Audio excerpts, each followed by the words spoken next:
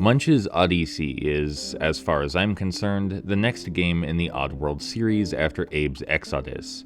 And in Munch's Oddysee, we're introduced to Munch, a Gavet whose entire species has been poached to near extinction, and every part of their body used for grim capitalist gain.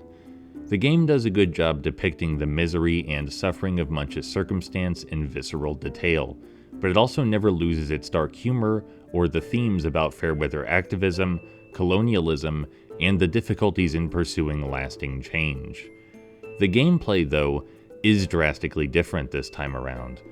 Munch's Oddysee is a 3D puzzle platformer where we maneuver our pair of protagonists through complex multi-layered landscapes in search of innocent creatures to free. It's immediately noticeable that the flow and intention of the design has changed. There's a greater focus on exploring wider areas, collecting baubles, and the world as a whole feels more interconnected than previous offerings. Where the other games could focus on a strict screen-to-screen approach, Munch's Oddysee doesn't have that luxury. When you get past how everything has changed, even the way the fall damage works, you're still treated to a game which does its best to explore and utilize its new dimension to its maximum potential. Abe and Munch move in deliberate, lumbering fashion, which forces the player to pay explicit attention to their momentum, ensuring that environmental traversal and platforming is always engaging. And the open spaces provide countless new avenues for hazard placement and mechanical experimentation that would have been difficult in a side-scroller. I love the way Munch works completely differently in and out of water, forcing the player to switch mindsets rapidly depending whether he's in his element.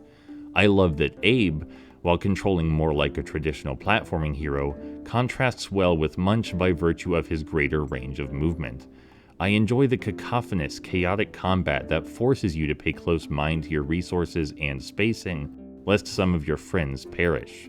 I appreciate that there are multiple solutions to many of the puzzles.